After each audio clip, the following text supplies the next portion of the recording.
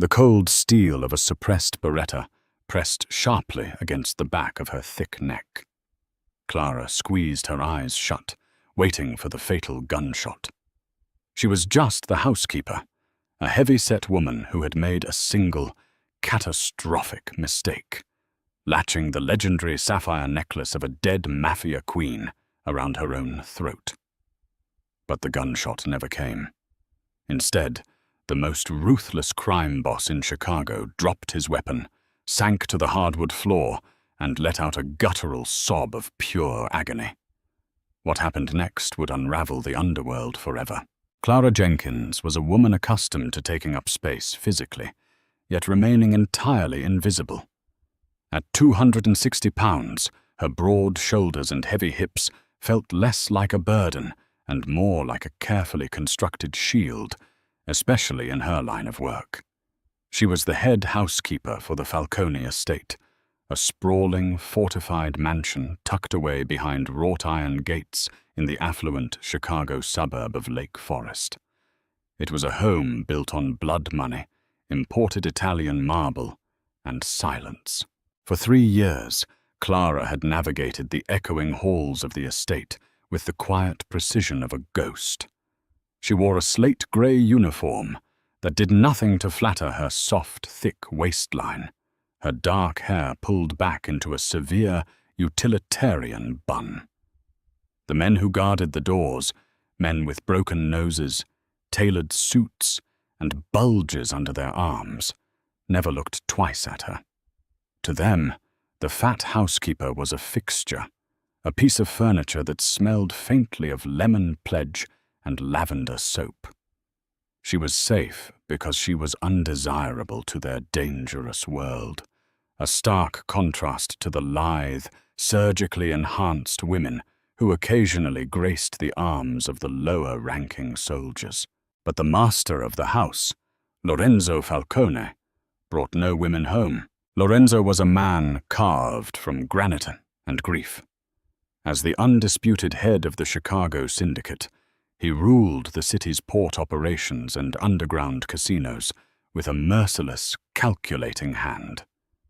Yet, inside the walls of his mansion, he was a hollowed-out shell.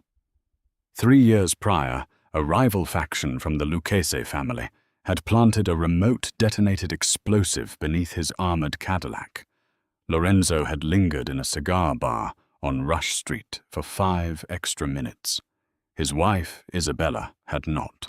Isabella Falcone had been a vision of high society perfection, slender, graceful, with a laugh that could disarm a room full of hardened killers. Her sudden, violent death had shattered Lorenzo, turning a pragmatic businessman into a notoriously brutal tyrant. He had spent the first year after her death painting the streets of Chicago red, eradicating the Lucchese loyalists one by one. Now, he lived in a self-imposed, stony silence. Clara's duties rarely brought her face to face with Lorenzo. He left before dawn and returned long after the sun had set over Lake Michigan.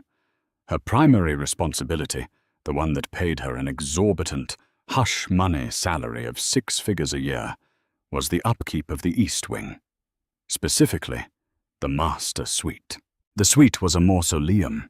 Lorenzo slept on a leather sofa in his adjacent study, refusing to desecrate the custom king-sized bed where Isabella's silk pillows still sat perfectly arranged. Clara was tasked with keeping the room exactly as it had been on the morning of June 12th, 3 years ago. The air was perpetually stale, artificially chilled to preserve the delicate fabrics, and heavy with the lingering, haunting scent of Isabella's signature perfume, Chanel No. 5. On a humid Tuesday afternoon in August, Clara pushed her heavy wooden cleaning cart down the long hallway toward the master suite. Outside, dark storm clouds were gathering over the lake, casting long, menacing shadows through the floor-to-ceiling windows. The house was unusually quiet. Lorenzo was supposed to be in Cicero, mediating a high-stakes territorial dispute. The armed guards were patrolling the perimeter, leaving the interior of the mansion to Clara and the ticking grandfather clocks. She unlocked the heavy oak door of the master suite, her breath catching slightly as it always did. The room was immaculate, a testament to her meticulous nature. She moved methodically, her thick rubber-soled shoes making no sound on the imported Persian rugs. She dusted the mahogany dressers, polished the silver picture frames, holding images of a smiling Isabella, and fluffed the untouched velvet duvet. Her final task was the vanity. It was a beautiful antique French piece situated beneath a massive gilded mirror. On top of it sat an ornate, velvet-lined jewelry box. Clara had been given strict orders by Lorenzo's underboss, a terrifyingly quiet man named Matteo. Clean the vanity. Never open the box. Never touch what is inside. Clara had obeyed that rule for 3 years. She respected the boundaries of her employment, understanding that curiosity in the Falcone household was often a terminal condition. But today, the heavy, oppressive humidity seemed to seep through the walls, making her clumsy.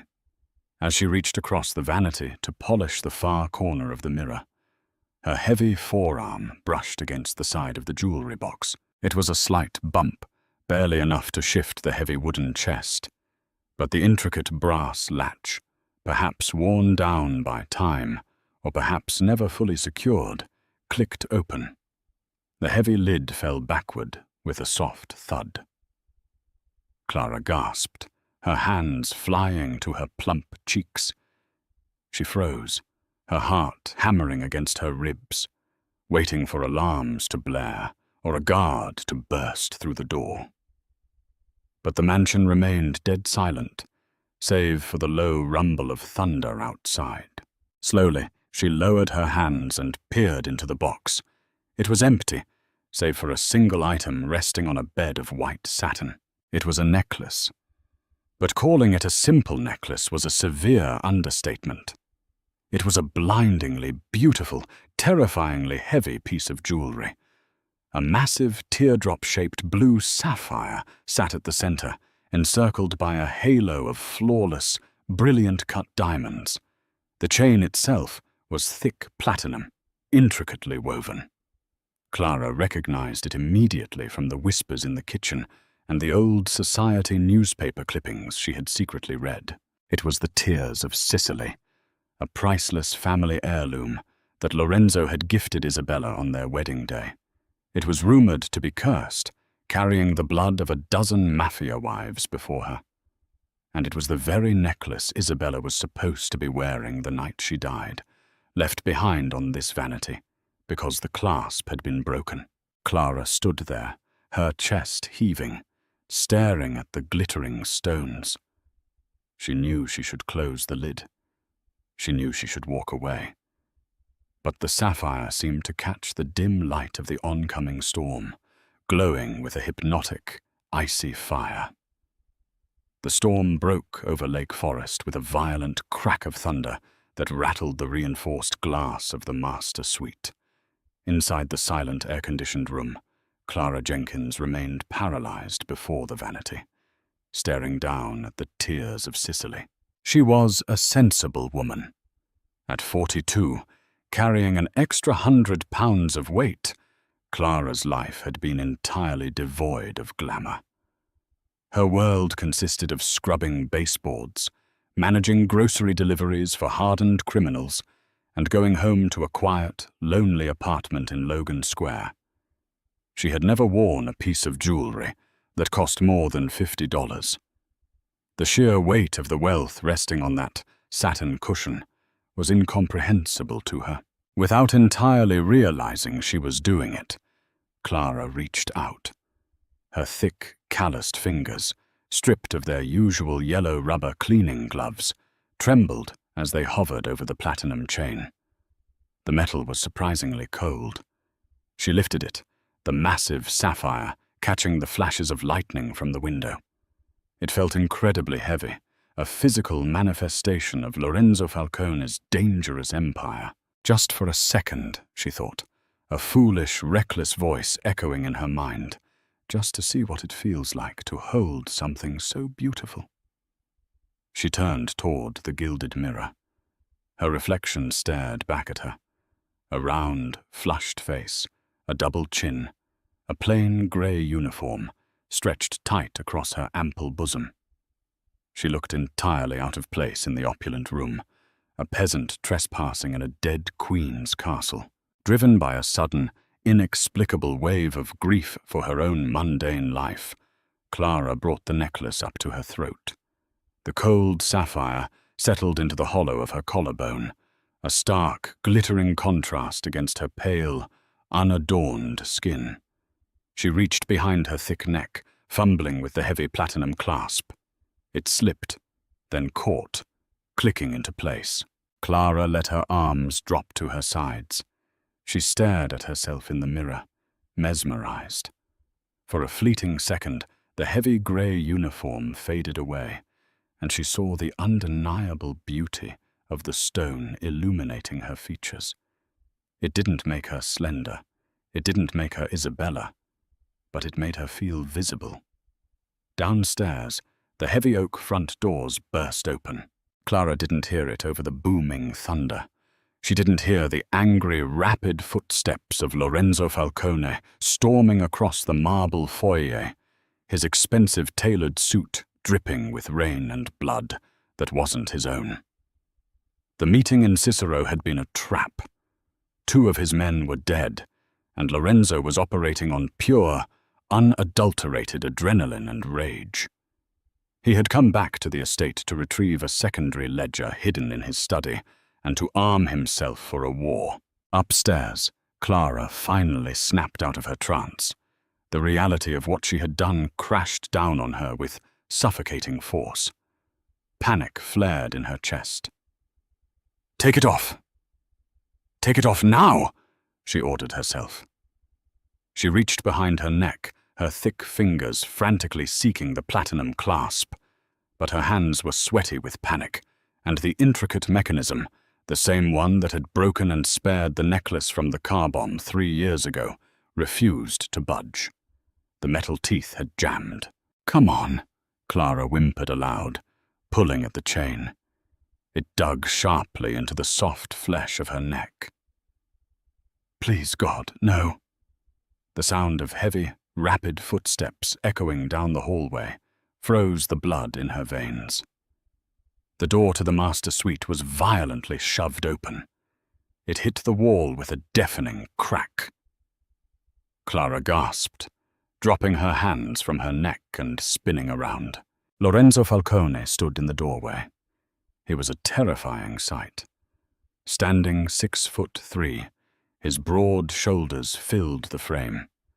His dark hair was plastered to his forehead with rain, and his usually immaculate bespoke suit was ruined, torn at the sleeve. But it was his eyes that stopped Clara's heart. They were pitch black, wide, and feral.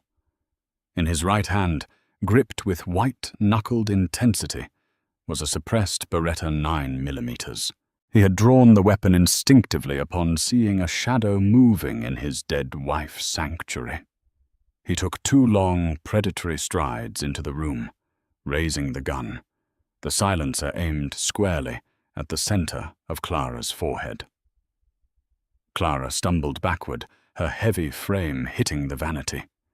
The jewelry box rattled. "Mr. Falcone, please!" she shrieked, tears instantly spilling over her round cheeks. "I'm sorry, I'm so sorry." Lorenzo's finger was tight on the trigger. He saw her, the fat, unremarkable housekeeper in her grey uniform. His brain processed the intrusion, the disrespect, the absolute violation of his sacred space, the rage that had been boiling inside him since Cicero threatened to erupt in a single squeeze of his index finger.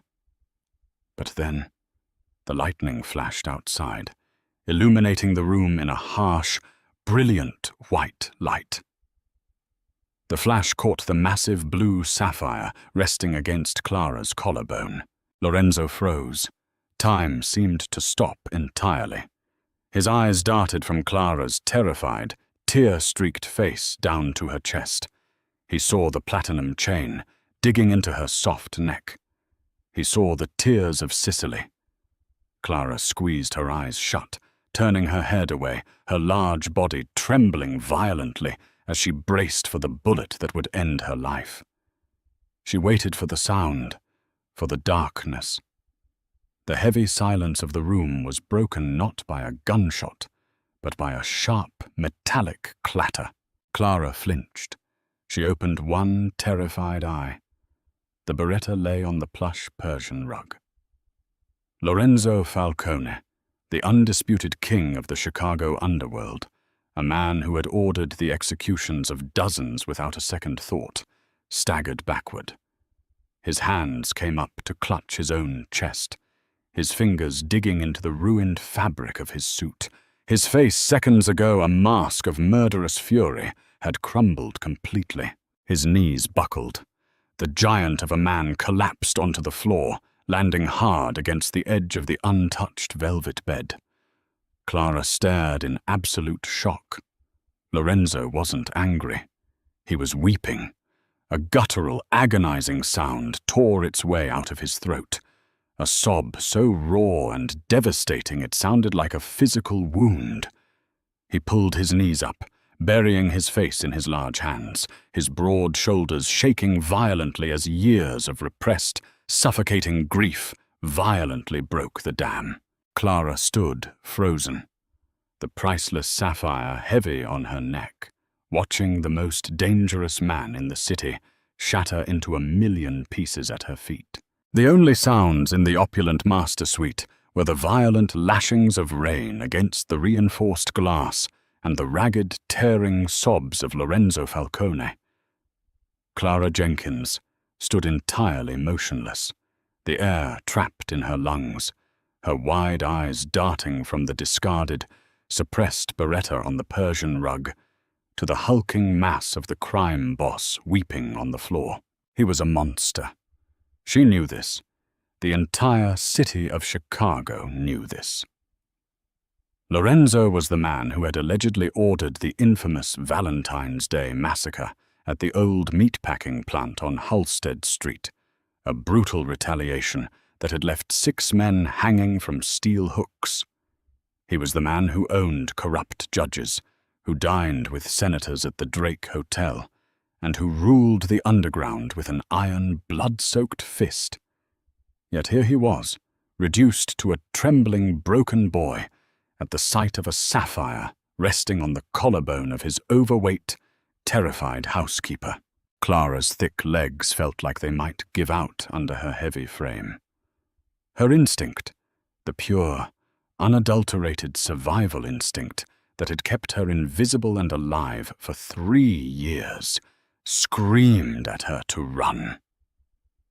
She should kick the heavy oak door open, sprint down the grand marble staircase, and disappear into the storm, leaving the necklace and her life behind. But as she watched Lorenzo clutch his chest, his broad shoulders heaving as if he were physically trying to hold his heart together, something else took over. It was a deep, maternal empathy that Clara had suppressed for years, a quiet ache for a man drowning in a grief she understood all too well. She had lost her own father to a brutal factory accident when she was 19, and she remembered the suffocating weight of sudden, violent loss. Slowly, her thick, rubber-soled shoes taking tentative steps, Clara moved away from the vanity. "Mr. Falcone," she whispered, her voice trembling. It sounded incredibly small in the cavernous, heavily shadowed room. Lorenzo didn't look up. He just shook his head, burying his face deeper into his large, calloused hands. The expensive fabric of his suit was soaked with rainwater and smeared with dark, drying blood from the shootout in Cicero. Clara stopped 2 feet away from him. She slowly lowered her heavy body, her knees popping in the quiet room, until she was kneeling on the rug beside the discarded gun. She didn't reach for the weapon.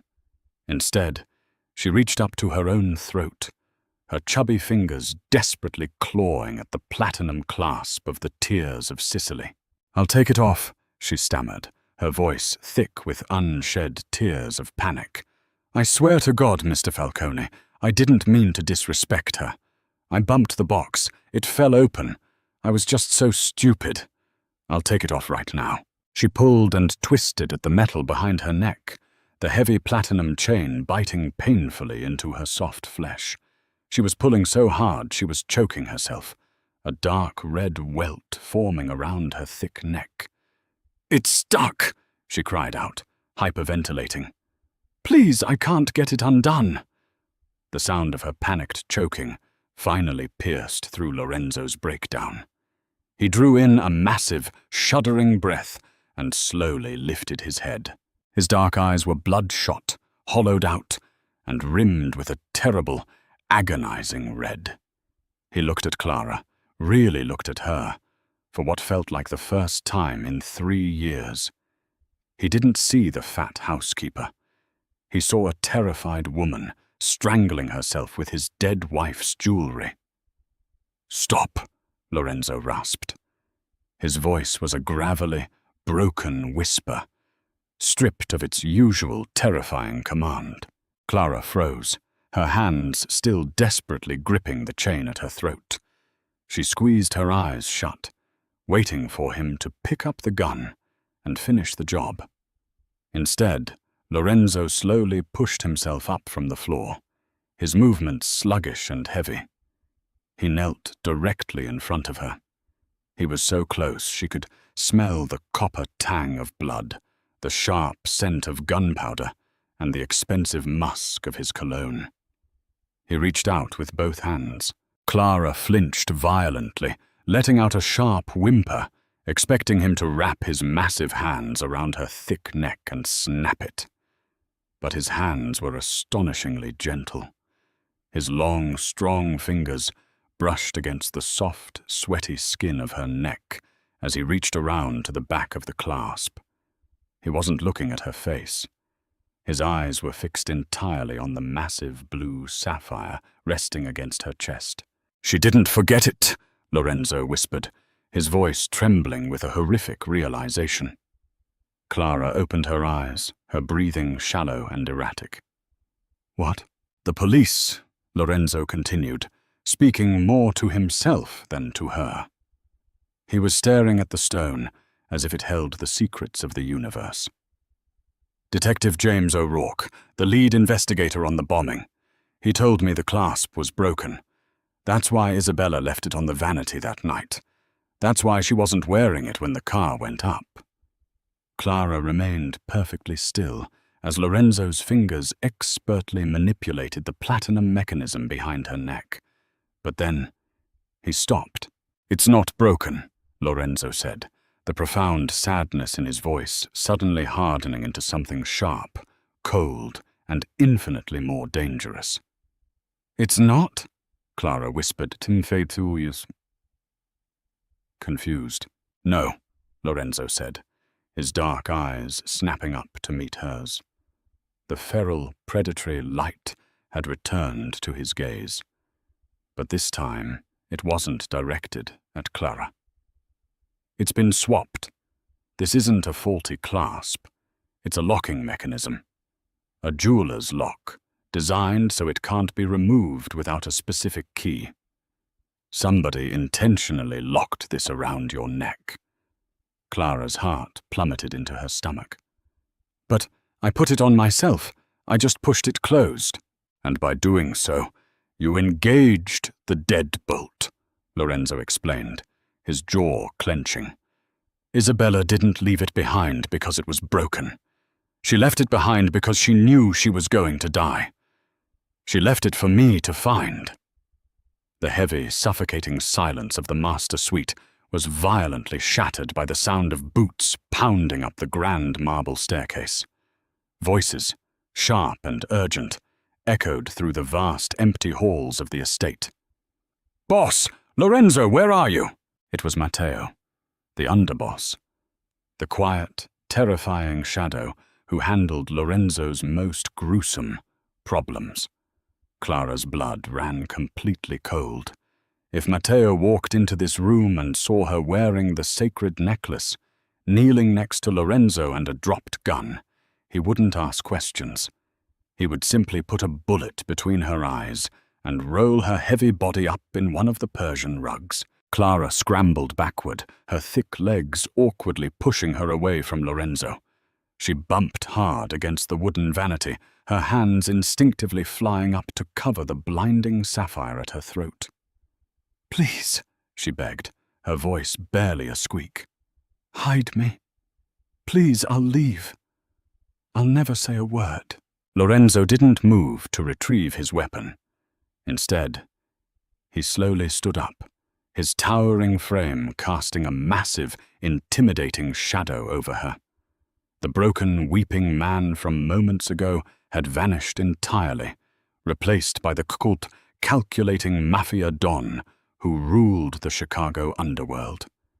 He quickly smoothed the ruined lapels of his suit, wiping a smear of blood from his cheek with the back of his hand. The door to the suite, already hanging open, was suddenly filled by Matteo. The underboss was holding a customized tactical shotgun, his dark eyes scanning the room with lethal efficiency. Two other heavily armed soldiers stacked up behind him in the hallway. Matteo's eyes immediately fell on the dropped Beretta, then to Lorenzo, and finally to Clara, cowering against the vanity with her hands clamped over her chest. "Boss," Matteo said, his voice a low, dangerous rumble. He raised the barrel of the shotgun, pointing it directly at Clara's broad chest. "What happened? Is there a problem with the help?" Clara squeezed her eyes shut, a pathetic sob escaping her lips. This was it. She was going to die on the floor of a dead woman's bedroom because she wanted to feel pretty for 30 seconds.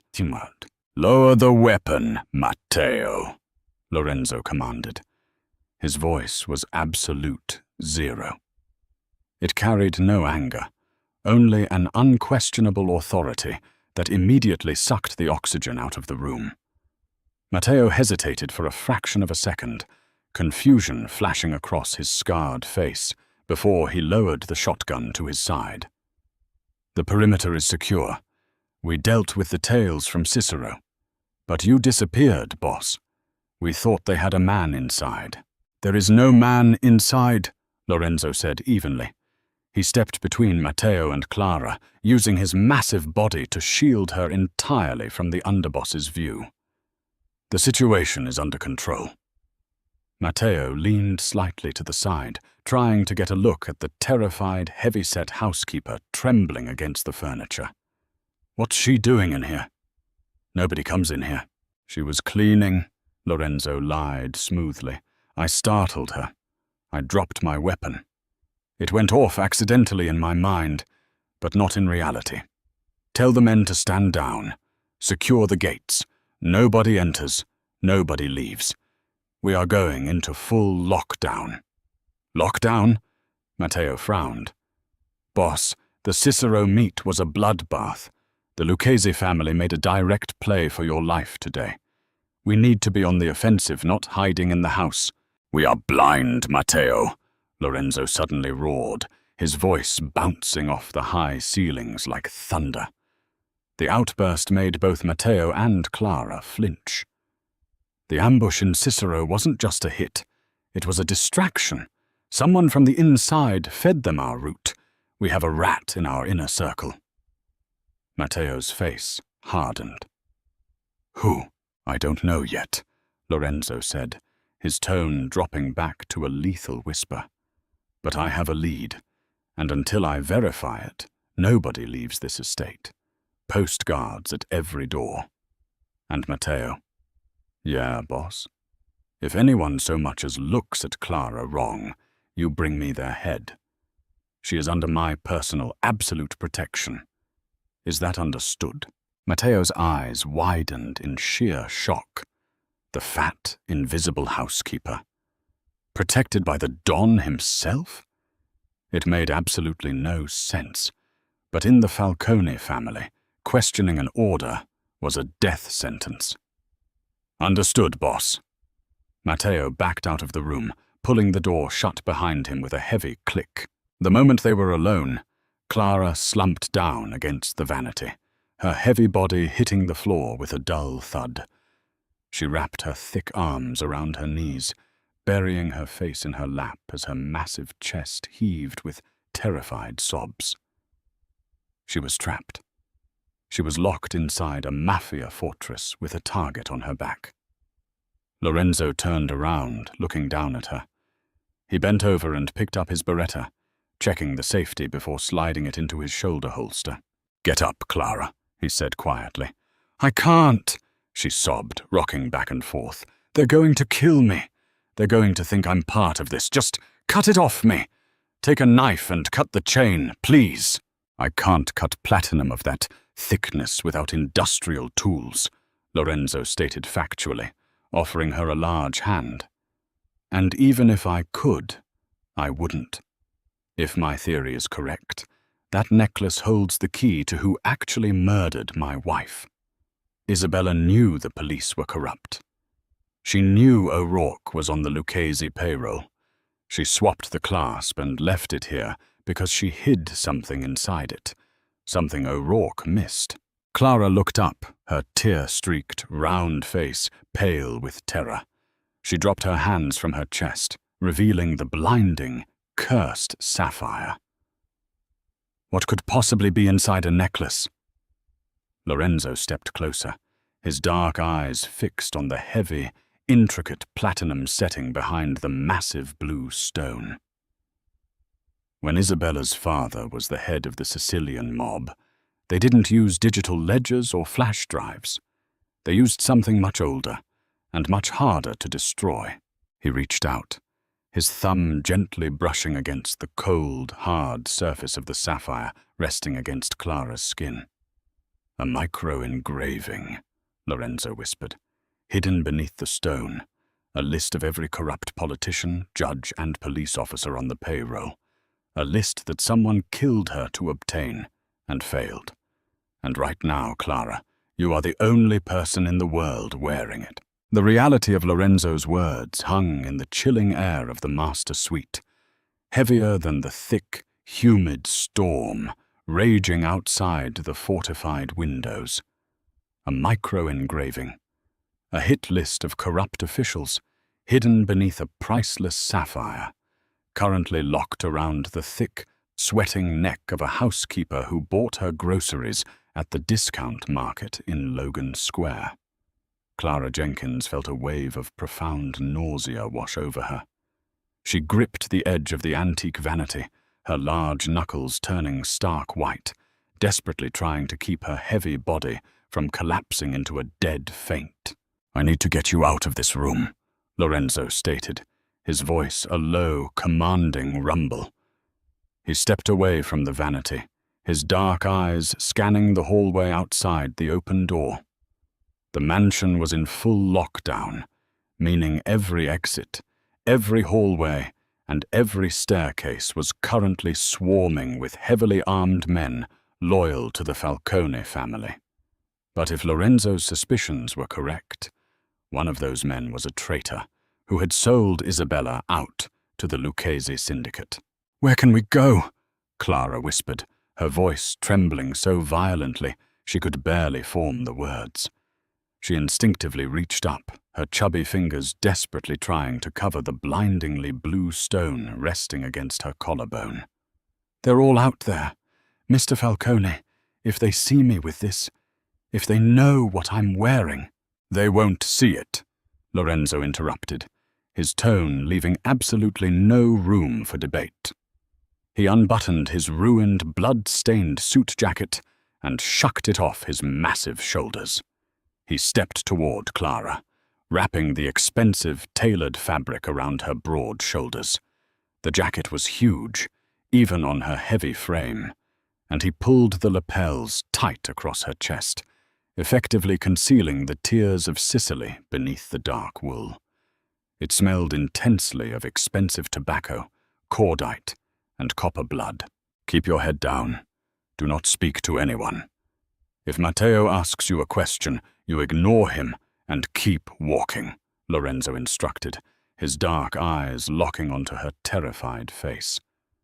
You are under my absolute protection, Clara. But you must do exactly as I say. We are going to my private study on the lower level. It's a reinforced bunker. The only biometric lock in the house that requires my fingerprint and retinal scan. Clara gave a small, pathetic nod, her double chin trembling. She clutched the lapels of his jacket tightly together over her ample bosom. Lorenzo led the way out of the mausoleum that was the master suite. The moment they stepped into the cavernous, dimly lit hallway, the oppressive tension of the Mafia stronghold wrapped around Clara's throat. Two men in tailored suits, holding submachine guns, were stationed at the top of the grand marble staircase. They stiffened respectfully as Lorenzo approached, but their eyes inevitably darted toward Clara. She was a bizarre sight, the fat, invisible housekeeper, flushed and terrified, bundled up in the Don's ruined suit jacket, walking steps behind the most dangerous man in Chicago. Clear the lower corridor, Lorenzo barked at the guards, not slowing his rapid pace. I want a 50-foot perimeter around the study. Nobody approaches the door without my explicit authorization. If anyone breaches that perimeter, shoot to kill. Yes, boss, the guards responded in unison, quickly descending the stairs to clear the path. Clara's thick legs felt like lead as she followed Lorenzo down the sweeping staircase. Her rubber-soled shoes squeaked faintly against the polished marble. Every shadow seemed to hold a gunman. Every tick of the antique grandfather clocks sounded like a bomb timer. They reached the ground floor and bypassed the massive, glittering formal dining room, heading toward the rear of the estate where the architecture shifted from ostentatious wealth to cold, utilitarian security. The door to Lorenzo's study was solid steel, painted a dark mahogany to blend in with the walls. Lorenzo pressed his thumb to a concealed scanner and leaned into a retinal reader. A heavy hydraulic hiss echoed in the hallway, and the steel door clicked open. He ushered Clara inside and immediately slammed it shut behind them, throwing a series of heavy deadbolts. The study was soundproofed, windowless, and lined with walls of leather-bound books, security monitors, and a massive mahogany desk. It felt completely cut off from the rest of the world. Clara let out a shaky breath, finally releasing her white-knuckled grip on the suit jacket. It slipped off her shoulders, revealing the massive sapphire once again. Sit, Lorenzo ordered, pointing to a plush leather armchair opposite his desk. Clara practically collapsed into the chair, her heavy hips sinking deep into the expensive leather. What do we do now? She asked, her voice tight with unshed tears. You said there's a list under the stone. How do we read it? Do we break it? If we attempt to pry the sapphire from its setting without the proper tools, we risk shattering the stone and destroying the engraving beneath it, Lorenzo explained, pacing behind his desk like a cooled panther. He ran a large, calloused hand through his damp, dark hair. Isabella was brilliant. She knew the police would catalogue the necklace into an evidence locker if they found it on her body. But by leaving it in our home, claiming the clasp was jammed, she ensured it remained in my possession. She just never anticipated that it would take me 3 years to look at it. Lorenzo stopped pacing and picked up a heavy, encrypted satellite phone from his desk. There is only one man in Chicago who possesses the microscopic ocular equipment necessary to read an engraving of that scale without removing the stone. He operates out of Jewelers Row on Wabash Avenue. He owes my family his life. Clara swallowed hard, the heavy platinum chain digging into the soft flesh of her neck. Can you trust him? I trust nobody, Lorenzo said darkly, dialing a string of numbers. But Giuseppe is a ghost. I will have my men smuggle him into the estate through the old prohibition tunnels beneath the wine cellar. He will examine the stone on your neck. Clara shuddered at the thought of a stranger inspecting her throat, but she knew she had no choice. She was trapped in a deadly game of Mafia chess, carrying a target around her neck. 2 agonizing hours passed in the claustrophobic silence of the reinforced bunker. The storm outside continued to rage, though its thunder was completely muffled by the study's thick steel walls. Clara sat perfectly still in the leather armchair, her broad shoulders aching with tension, the tears of Sicily feeling heavier by the minute.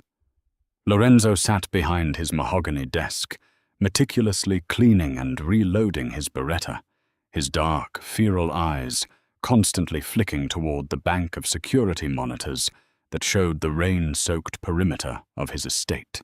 Finally, a heavy knock echoed against the steel door, followed by a specific rhythmic tapping. Lorenzo stood up instantly, his weapon drawn and pointed at the floor. He checked the biometric monitor before disengaging the deadbolts. The door swung open to reveal a terrified, soaking wet older man carrying a battered leather satchel. It was Giuseppe. He was flanked by 2 of Lorenzo's most trusted, stone-faced soldiers. Giuseppe's thinning grey hair was plastered to his skull, and his wire-rimmed glasses were fogged with humidity. "Leave us," Lorenzo commanded the soldiers. "Resume your posts at the perimeter." The soldiers nodded, and the steel door hissed shut, locking with a definitive thud. Giuseppe practically collapsed against the wall, clutching his chest. "Lorenzo," the old man gasped, his thick Italian accent vibrating with fear. "Your men pulled me out of my shop through the alleyway. They brought me through the damp tunnels. What is this madness? The whole city is talking about the bloodbath in Cicero today." "I am sorry for the rough transport, Giuseppe," Lorenzo said, his voice entirely unapologetic.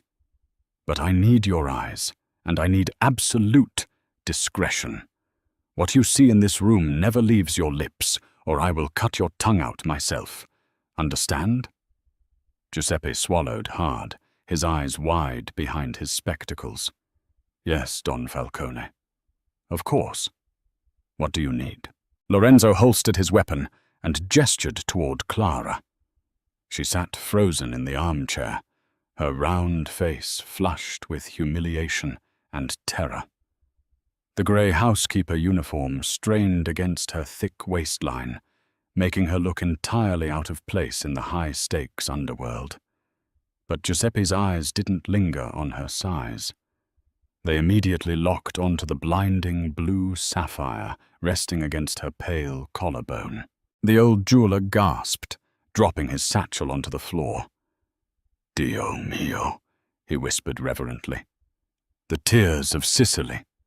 I have not seen this piece since I appraised it for your father-in-law 20 years ago. It is magnificent." "I don't need an appraisal," Lorenzo said coldly. "I need you to look beneath the stone. The clasp is a deadbolt lock. I believe my late wife hid a microscopic engraving against the platinum backing of the setting." Giuseppe's professional curiosity instantly overrode his fear. He scrambled to his satchel, pulling out a high-powered illuminated jeweler's loop, a set of fine tweezers, and a small, specialized penlight.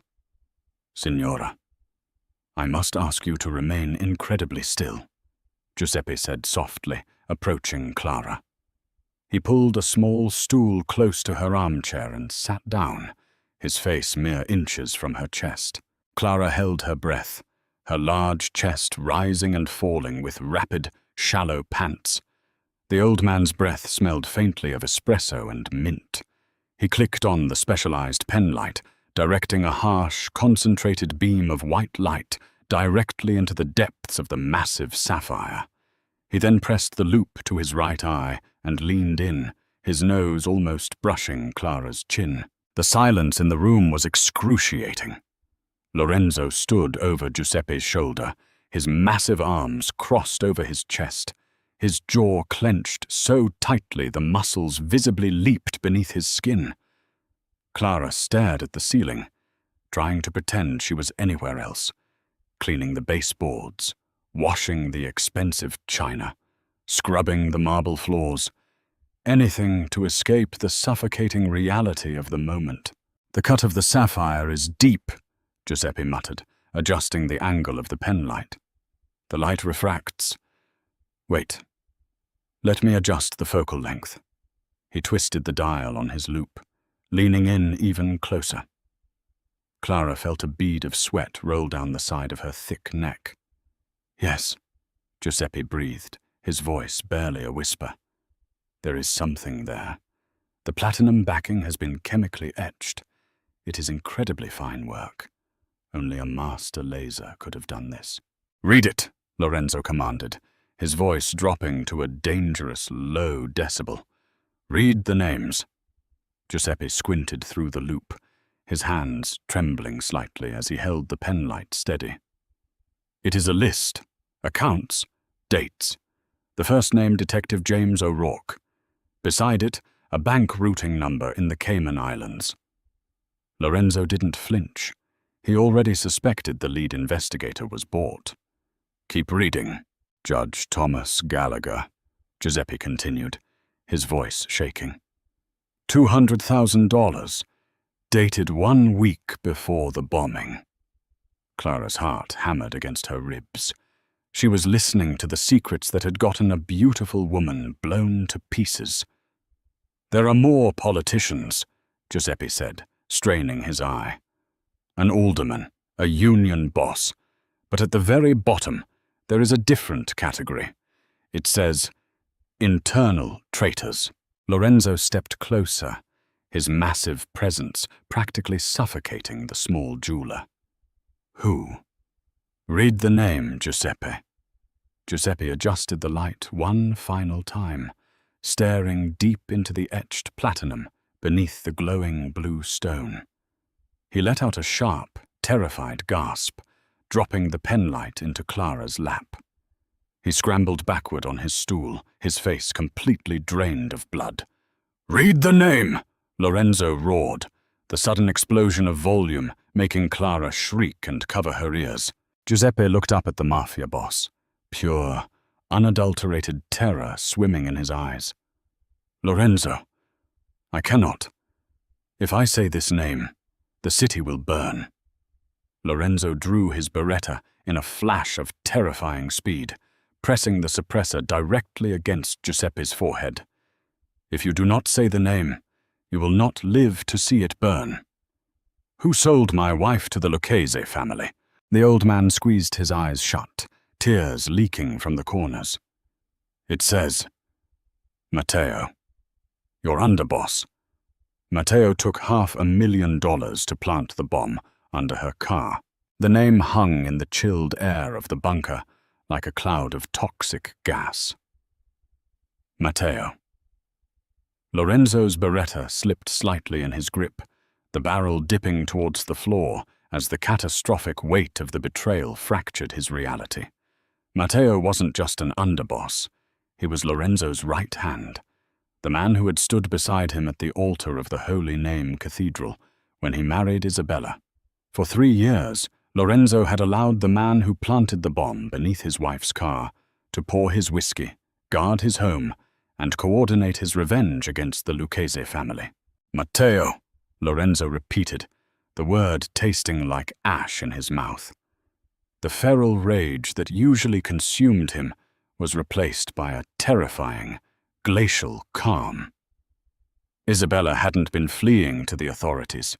She had been compiling a dossier of the rot inside her own family, preparing to hand the evidence to her husband. And Matteo had silenced her before she could. Before Lorenzo could process his next move, the heavy intercom on his mahogany desk crackled to life. "Boss," Matteo's voice filtered through the speaker, distorted and metallic. The faux respect was entirely gone. I found the breached tunnel grate in the wine cellar. The perimeter guards saw you pull the old jeweler from Wabash Avenue into the bunker. You know, for a smart man, you make a lot of noise when you're supposed to be in lockdown. Lorenzo didn't press the intercom button. He looked at Giuseppe, who was curled into a trembling ball against the bookshelves, and then at Clara. She was pale, her round face shining with cold sweat, the tears of Sicily rising and falling erratically with her panicked breathing. "Open the door, Lorenzo," Matteo commanded over the speaker, the sound of a heavy tactical rifle racking around, echoing through the audio feed. Isabella was a liability. She was digging into offshore accounts at the Caledonian Bank, trying to play accountant. She was going to burn our alliance with the politicians at the Dirksen Federal Courthouse. I did what I had to do to protect our empire. Now open the door. Give me the jeweler and the fat maid, and we can go back to running this city. Lorenzo's dark eyes locked onto Clara. She squeezed her eyes shut, a tear rolling down her plump cheek, waiting for him to trade her life for his empire. She was just the housekeeper, a heavy, invisible woman who cleaned up their messes. But Lorenzo walked over to the desk, his massive frame radiating lethal intent. He pressed the intercom. "You forgot one thing, Matteo. It's not our empire. It's mine." He slammed his fist down on the security console, instantly cutting the power to the bunker's electronic deadbolts, knowing Matteo would try to override them from the outside. He grabbed the heavy mahogany desk and, with a violent surge of raw strength, flipped it completely onto its side, creating a thick wooden barricade. "Get behind the desk, Clara!" Lorenzo roared, pulling his secondary weapon, a compact Glock, from an ankle holster. "Keep your head down and do not move." Clara didn't hesitate. Adrenaline flooded her system. She threw her heavy body forward, scrambling across the plush carpet and tucking her knees to her chest behind the overturned mahogany. She covered her ears, her entire body trembling violently. 3 seconds later, the steel door of the bunker blew inward with a deafening, concussive explosion. Thick grey smoke and splintered wood filled the room. Matteo and 2 corrupt soldiers stormed through the breached doorway, their submachine guns tearing the room apart. Leather-bound books shredded into confetti. The computer monitors exploded in a shower of sparks and glass. Lorenzo popped up from behind the barricade, his face a mask of pure, unadulterated murder. He fired the Beretta with terrifying, calculated precision. 2 suppressed pft sounds barely registered over the chaos, but the 2 soldiers dropped instantly to the floor, their blood spraying across the imported rugs. Matteo dove behind a leather sofa, returning fire. The heavy caliber bullets chewed through the edge of the mahogany desk, showering Clara with splinters.